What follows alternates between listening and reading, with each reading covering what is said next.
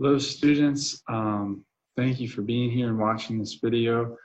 Um, Sorry I can't be with you today. I'd rather be with you. Believe me, I have a doctor's appointment today, so unfortunately I'm not with you. That's why delivering this recording. But what I want to do through this recording is to not simply give you something else to watch in your busy day. I want to give you what you will need for Friday's assignment, for Friday's asynchronous assignment in Schoology. And I want to build up to that. So I don't want this to be you just coming in and having to, hear Mr. Nice talk for 40 minutes and it's a video anyway. I might as well cut out now. I want to understand that I understand your thinking there, and that's what I do not want it to be. Okay, I want this to be to benefit you, give you some interesting facts, still with Andrew Carnegie and the Gilded Age, and give you and arm you with all the information you're going to need, so that when you go to sit down to do that asynchronous assignment on Friday, you've got all the notes you need, you've got all the material, you sit down, boom, you're ready and you're prepared. So that's my heart, that's my purpose in doing this here today. So thank you guys for again being here and having that growth mentality. That's super awesome. So let me share a screen with you and we can get started. So specifically to get more into what Friday's going to look like. So you're in Schoology, right? You're coming down and we're talking about labor or associates, workers in America. And we're talking about the idea of how their rights were protected and weren't protected in early industrial America. So for your first assignment, you're already through that for the week, talking about power and labor. If you haven't done that, make sure you go back in here and do this.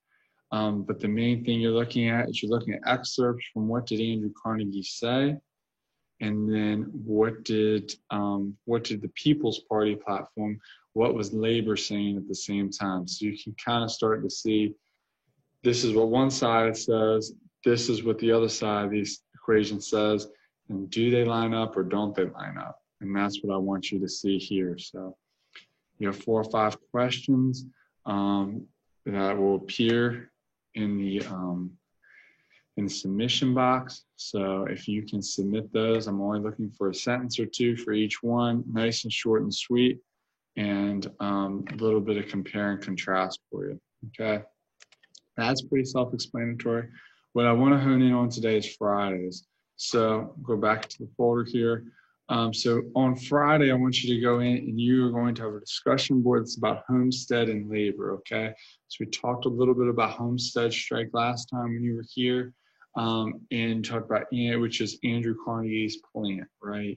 It was his factory, his steel factory right there outside of Pittsburgh for all you Pittsburgh Steelers fans, okay? Here is his, here's a political cartoon from the time figure showing Carnegie in his great double role, right? And we left off talking about this last time with the articles. Once one group of you had pro Andrew Carnegie articles, it shows him to be kind of Captain America, hero, industrial leader in America. Then the other side of you sees the kind of Scroogey Carnegie that didn't want to pay his workers and that didn't want to enact benefits for them, and so on and so forth, okay? So on Friday, when you come into Schoology, you're going to have this prompt. You're going to analyze the Saturday Globe 1892 political cartoon of Andrew Carnegie, the steel mill owner, in his double role.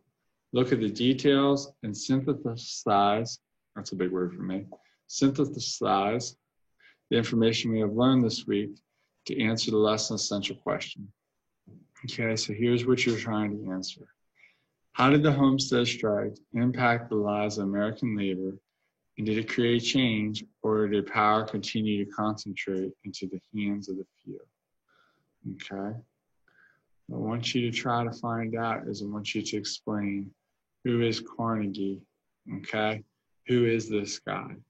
Is he this great hero, or is he really an anti-hero?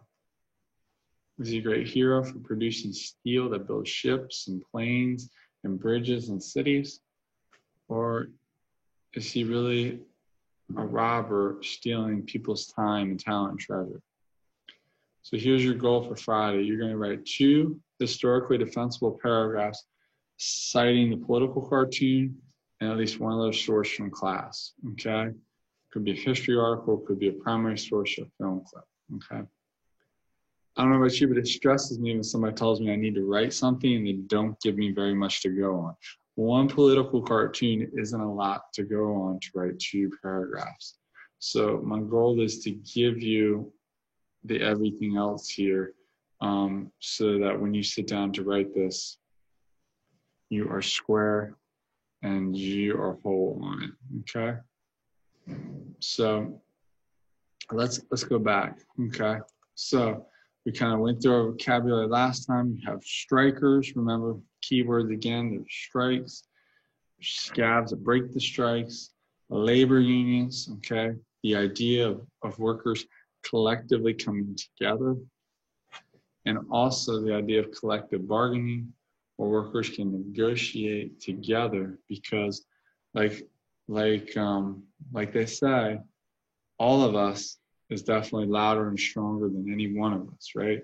When we come together, things become accomplished. And there's a political cartoon, a visual for you to be able to kind of see that the idea of a union and labor being able to have a voice, everyone coming together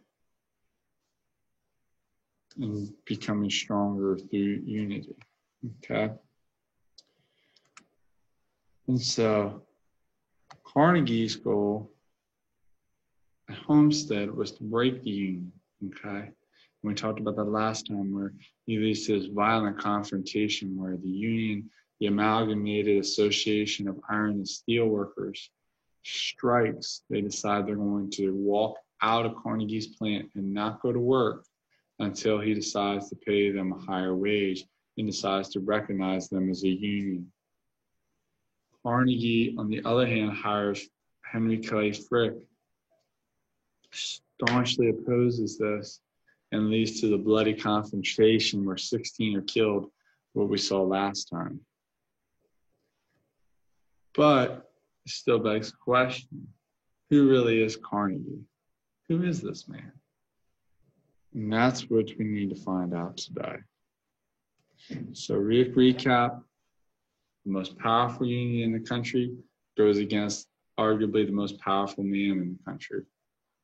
Okay, at this time, business was almost stronger than the presidency. Carnegie was massive, okay? Carnegie moves to get rid of the union, leads to a bloody confrontation between 3,000 soldiers of fortune and 10,000 striking workers. 16 dead, hundreds injured, and eventually gets so bad,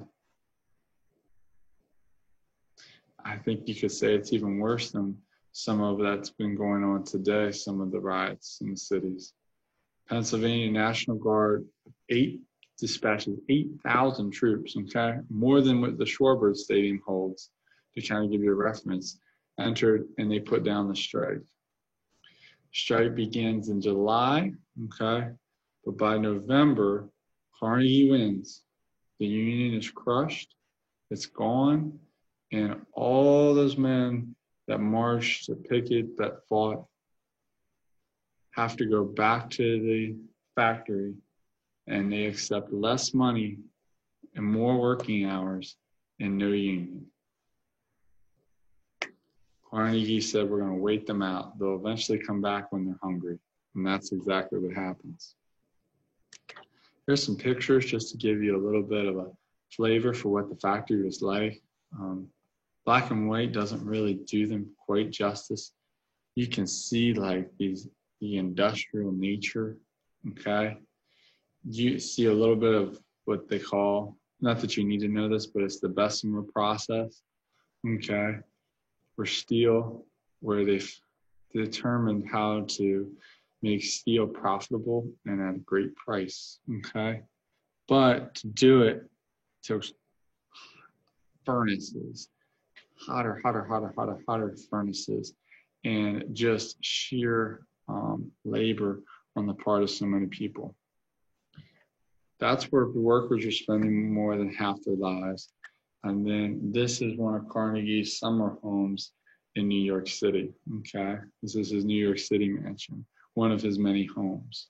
So there's tension here, okay? There's divide here. There's a lot. There's a tension between the haves and the have-nots. And it makes us question who Carnegie really is. So here's what Carnegie wrote himself. And you always want to go back to what people say, and then you want to try to match it up to what they do. It's a good lesson for anything in life. And this is what Carnegie wrote about wealth. He wrote a lot about wealth, but this one stands pretty powerful. First, this is held to be the duty of the man of wealth.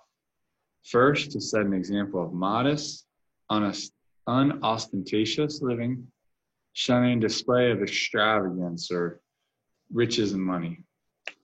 And after doing so, to consider all surplus revenues which come to him simply as trust funds, which he is called upon to administer, to produce the most beneficial results for the community. The man of wealth thus becoming the mere trustee, an agent for his poorer brethren, bringing to their service his superior wisdom, experience, and ability to administer, doing for them better than they would or could do for themselves. There's a lot in this statement, and I wish we were physically together or even digitally together to break this down. But I want to show you a few things here. This doesn't sound like, I don't know about you, but this doesn't sound like the guy who locked the workers out and hired and authorized the hiring of soldiers of fortune to get his workers under control. It doesn't sound like that guy. It doesn't. He says, it's the duty of a man with money to set an example for modest living. Means don't be flashy, don't wear the bling. That's what he's saying. He's saying just dress normal and act like everyone else. And then he says, after he says don't wear the bling, that's basically what he's saying. He's just saying it in a lot of words. And after doing this, to consider all surplus revenues which come to him as trust funds. Surplus just means the extra. Revenues just means money. So he says, and after you've taken care of yourself, take all the extra money you have, and they're trusted, and you're supposed to give them back to this word right here, the community. Okay? So Carnegie is saying, if you get rich, if you make your fortune, don't wear the bling more than necessary, but instead take the extra money that you have, the money you don't need to live, and give it back to the community. This all sounds really awesome. Give back to the community. That's awesome. This doesn't sound like the guy we just heard about with Homestead Strike. Here's a key thing I want you to catch here. And I want you to think about what his attitude portrays here. What is his attitude here? And this would be something good to pull this text. And you could even pause it here in the video, and you could take a quote of this and put this in your 2-paragraph response. Check this out. The man of wealth thus becoming the mere trustee and agent for his poorer brethren, bringing to their service. So he says, my duty in life is to help the poor. That's what he just said. He just said, my duty in life of being a wealthy man is to help the poor. And then he gives his because. He says, because by bringing to their service, he's saying my superior wisdom and experience and ability to get things done Carnegie says, I can do better taking care of the poor than they can, or they could, or they would do for themselves. Do you guys feel a little, any hubris there? Any pride there in that statement? I like the first part. Something about the way he says it in that second part makes me wonder who he is. So let's keep going. So here's what I want to introduce to you. We're going to be doing document-based questions periodically throughout this class. And you've already done some things like this, but we're going to get into it more. So you're going to get excerpts of little snippets, and then you have to pull out key nuggets from each source, figure out what the truth is, and then we're going to write about it. But don't get scared about we're doing writing. I'm looking for 2 paragraphs. We're learning here. We're building together. Okay? That's what we're doing. So take a look at these pictures. This is the format we're going to use to look at and to do. We call them DBQs. There's lots of acronyms everywhere. Just means that we're going to look at historical documents, which can also mean videos, which can also mean political cartoons, which can mean pictures. It doesn't have to be just words. We're going to look at them, and we're going to try to figure out what's the truth, okay? Because I think that's key. Okay? So first thing we have to do, and this will be the format, real simple, because I'm simple, so I got to keep it simple.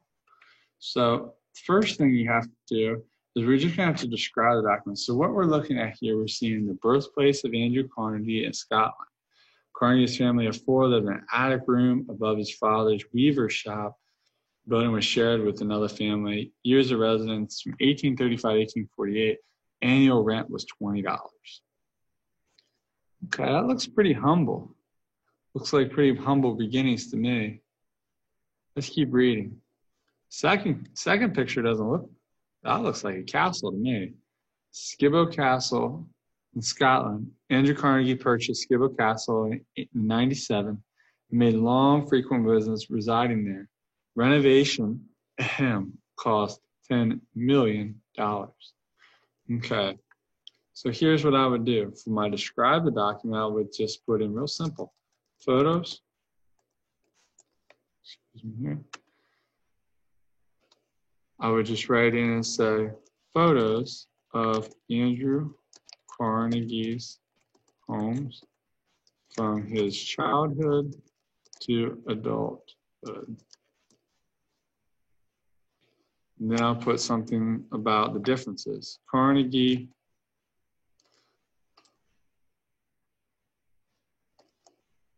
went from poor to very rich over his lifetime based upon his homes. Okay, so here's where I want to get you to the next part. So describing a document is not very hard. You just need to put what it is. These are photos of Andrew Carnegie's homes from his childhood to adulthood. Carnegie went from poor to very rich over his lifetime. You could maybe put something to add a little extra detail, which I would like, which you could put Carnegie represents the American success immigrant story, okay? Because you can see, they tell you in the first one, he's from Scotland, okay? And then he and his family come to the United States looking for wealth and looking for an opportunity. So you can kind of see the American success story just in his homes. So that's how I would describe the document. So we got some detail there, but describing the document is not hard. You guys can all do that pretty easy, okay? I'm not worried about that. What I want you guys to think about now, though, is something called HIP analysis. HIP analysis, we haven't talked about it explicitly yet, but we already kind of have. It's just a different format. So HIP is just an acronym that means you need to think historically, okay? You need to think of an interpretation, okay? But every document has a story behind it, and how you interpret it depends greatly on how you read the world. You need to think about point of view, how somebody's point of view, how they're telling you this information and what they believe, how is it affecting how they present this, okay? And also, you need to think about the purpose behind it. Why did somebody take the time to show you this? Why did somebody take the time to write this or take a photo of this or whatever, or create this documentary? Okay. Now here's the thing. You don't have to do all of these for every single document. That would be crazy. But what I'd like you to do is like, think about thinking behind the scenes when you think about this. Think behind the scenes. And this is how I would do it for this. So let me model this one. If this is Andrew Carnegie's home as a child, and this is where he ends up, we can infer and know Carnegie was not born into wealth or high status in life. So you can think, okay, if he's not born highbrow, then this is what I can infer about him. I can think about his point of view, right? From his point of view, I can think Carnegie understands what it is like to be poor. Therefore, I can infer that he would probably be sensitive to the needs of the poor. Okay, so he's not born in a castle. He's born in a very normal looking home. He actually has to come to the United States because his family is desperate for food and is desperate for work. And he eventually makes really good, does really well. But what I can infer is just from 2 pictures of his homes that he probably understands what it's like to be poor. Therefore, even when he makes it to the top, you would think he's probably still going to have a place in his heart for the less fortunate. Okay, so that's kind of those historical thinking skills there, kind of modeled for you. Let's look at the next one. Here's what Carnegie writes, and let's see if his writing lines up with what we just hypothesized about him and inferred from the pictures of his homes. Okay. So this is an article he writes. It's 1889. So this is before Homestead Strike, for those of you that are wondering. This is like 4 years prior, maybe 3. What is the proper mode of administering wealth after the laws of survival of the fittest, upon which civilization is founded, have thrown into the hands of the few? There are but 3 modes in which surplus wealth can be disposed of. It can be left to the families of the descendants, so it can be given to a son or daughter, or it can be bequeathed for public purposes, okay, given to charity, or finally, it can be administered by its possessors during their lives. They can give it away while they're still alive. The first is most injudicious. Why should men leave great fortunes to their children? If this is done from affection, is this not misguided affection? In the second mode, that of leaving wealth at death for public uses, why should a man wait until he is dead before he's become of much good in the world? Men should leave vast sums in this way may fairly be thought of men who would have not left it at all had they been able to take it with them. So he's saying, I think what he's saying here is that if you don't give anything away in your own lifetime, you're just a greedy so-and-so who never really cared about anyone.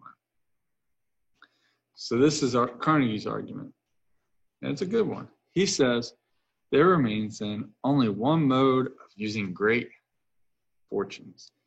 The duty of the man of wealth is to set an example of modest living and to consider all surplus revenues, all trust funds, to produce the most beneficial results for the community.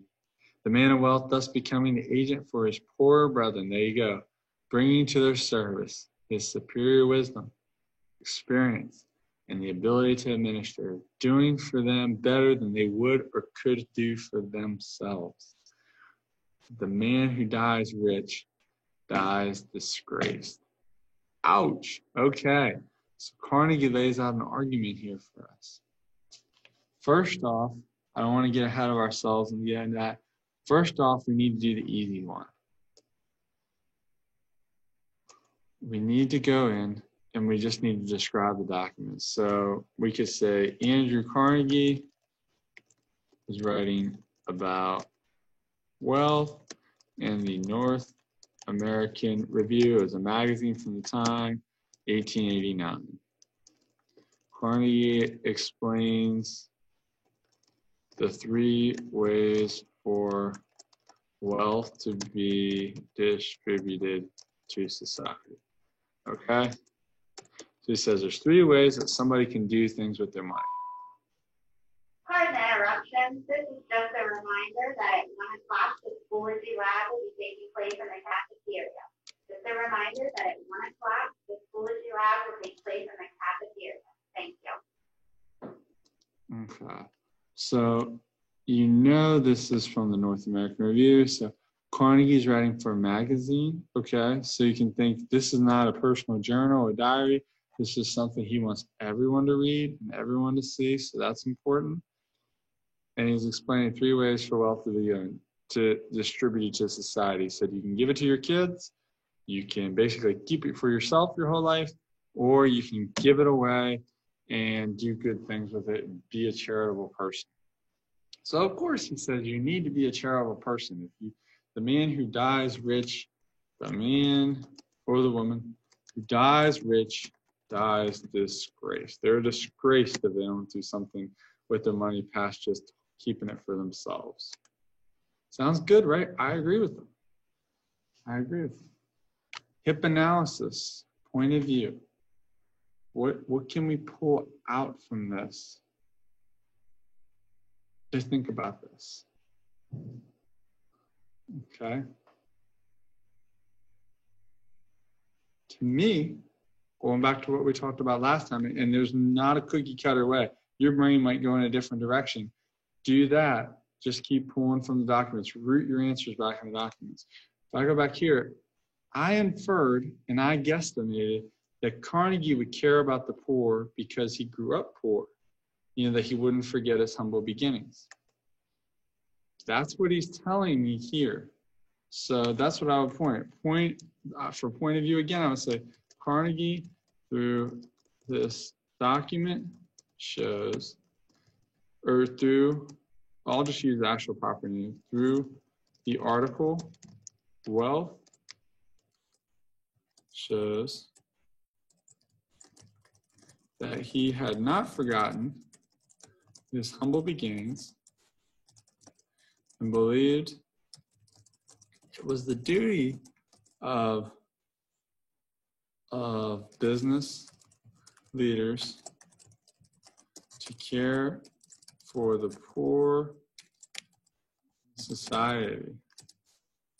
And take it even further, Carnegie was committed and willing to share these ideas with everyone. All right? So far, if we're tipping the scales of justice here and talking about old Carnegie, he sounds like a pretty great guy. I mean, he's decided that that the best thing to do with money is to give it away for charity. You know, he's decided that he is committed to these ideas. He's sharing this with everyone. He sounds like this great person, okay? We're seeing the good in Carnegie. That's awesome. I like seeing the good in people. Oh no, don't freeze, baby. Keep moving. All right. So we're seeing the good in society. We're seeing the good in old Andrew Carnegie here, right? So now we got another document. We got document C. All right, now we got a picture. I feel better. We got some artwork, something pretty to look at. Well, anyway, so you have Carnegie here, and we need to think about what he's doing with this in this document. Well, describe the document. I like it when I get to talk about pictures and describe pictures. So not all this is super hard. This, I would say, Carnegie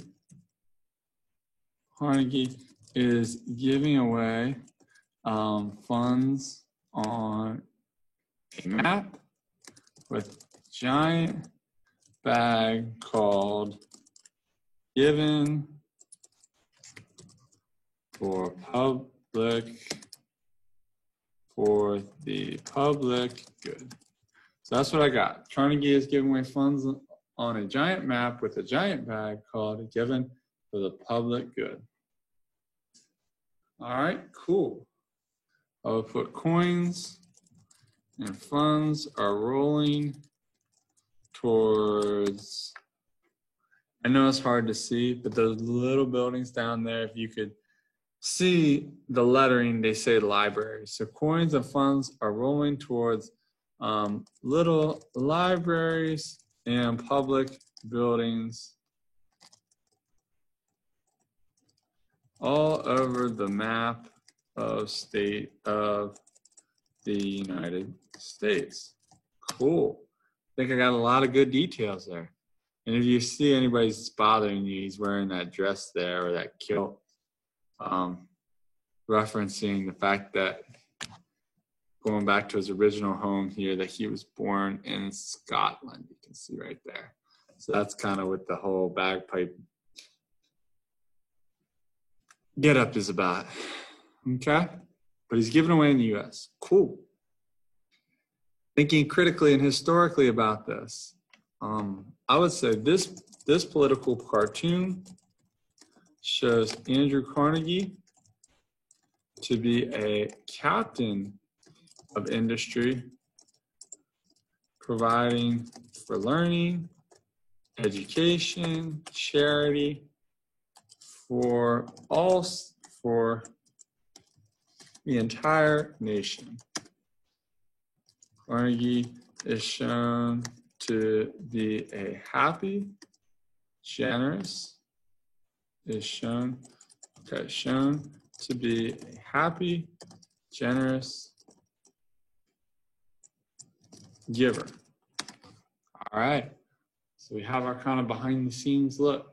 It looks like this artist is trying to portray to us that Carnegie is this great philanthropist giving away all these funds and trying to help people, okay? So that's great. We're seeing a lot of good things here. And by the way, just to bring us back, all these notes that I'm typing up here and these sources, you use them to help you write the 2 paragraphs over here in Schoology for Friday. So again, I'm not trying to just talk so that Phil trying to give you something, a video to watch. I want you to be able to use this and make it tangible for you for Friday's assignment, okay? So we've seen a lot of good at Carnegie. But we're running out of time together, and we need to go through some of the not so great, okay? So this gives you a list of Carnegie's philanthropy.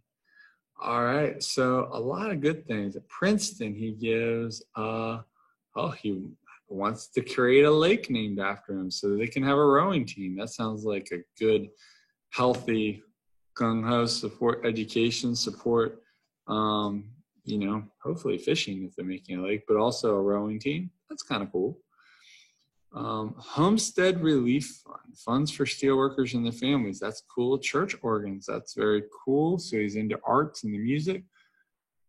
Carnegie Hall in New York City, if anyone's into that, which is very cool. Free public libraries. gave away 2,811 public libraries, teacher pensions funds. Man, he's doing a lot of good things. I don't want to spend too much time here because we are getting down to it, but he's doing a lot.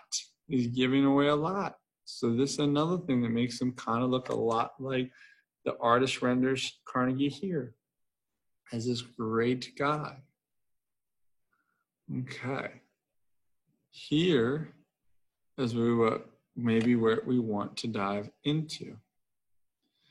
All right, so we have, this is a little bit of a tricky document, but I got faith in each and every one of you. So this comes from William Jewett Tucker, professor of religion at Andover Seminary. He later became president of Dartmouth College. Okay, so he's writing about Carnegie. So now we're going to look at what a professor has to say about what Carnegie is doing. All right, here we go. I can conceive of no greater mistake, more disastrous in the end to religion, if not to society, than trying to make charity do the work of justice.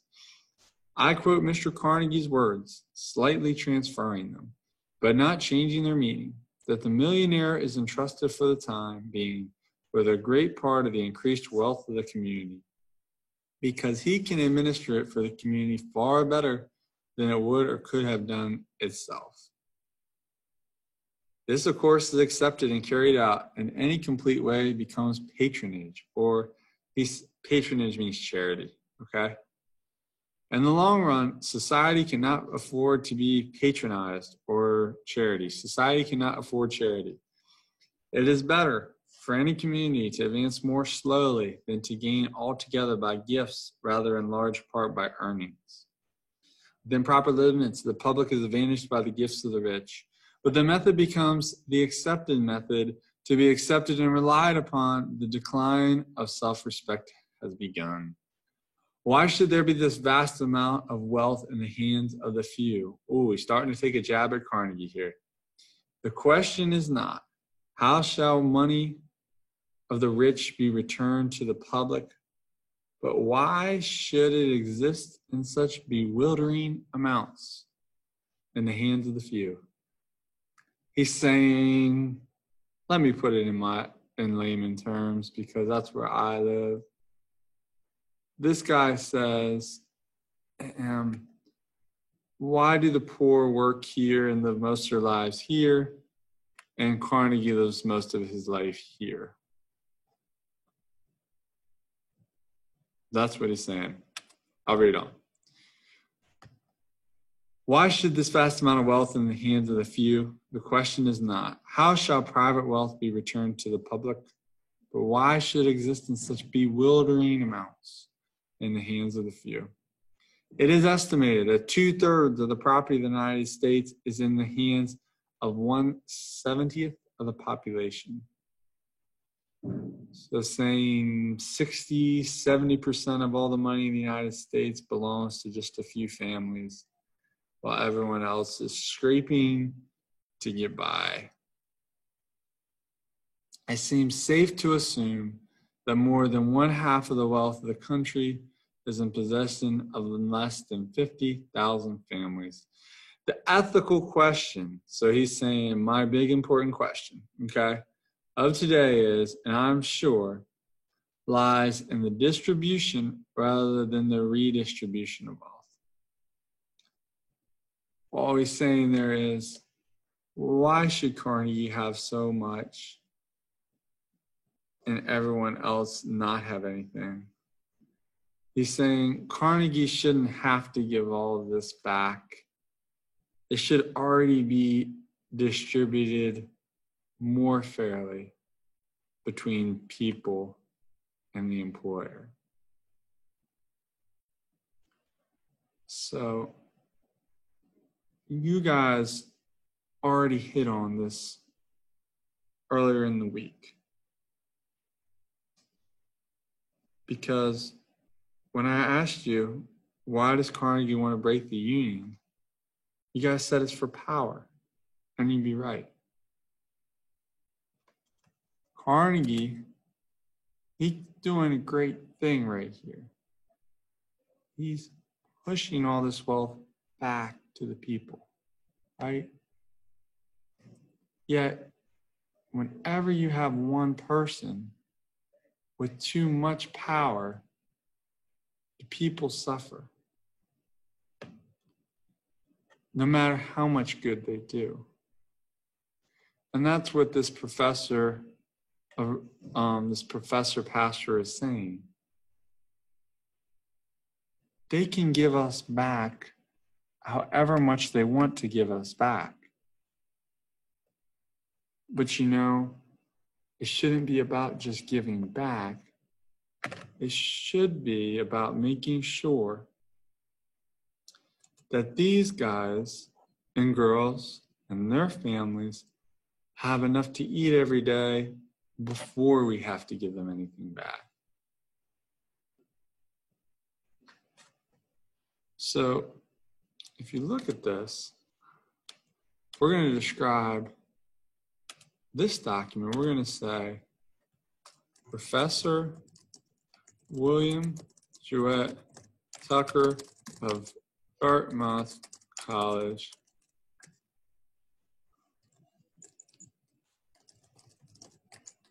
I can spell again, College and Andover Seminary stated that, well, actually we could just say this, speaking on the discrepancy of wealth in the United States during the Gilded Age, 1891. Okay, talking about how some people have and some people don't have.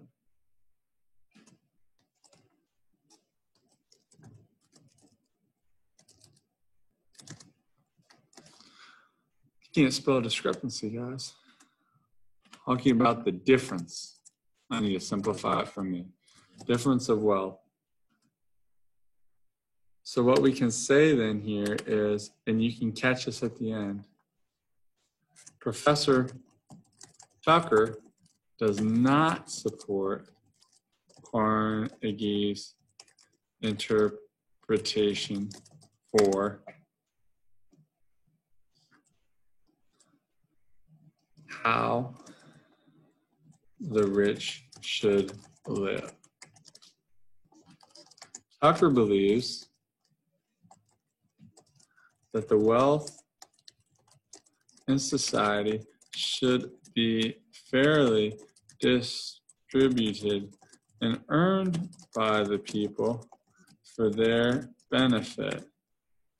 Basically this, power in the hands of the many instead of the few. And you know what? I think that's a good place to end, because that's how the United States started and why it's so important. Concentrate power in the hands of the many. That's when you go back to King George in Great Britain telling us what to do. That's when you go back to the Society of the South and the land is owned by the few and the masses work and in poverty and pain.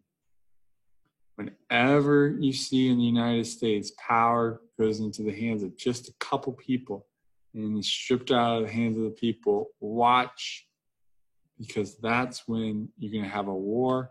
That's when you're going to have conflict, because that's when the key value that makes the United States different comes into question.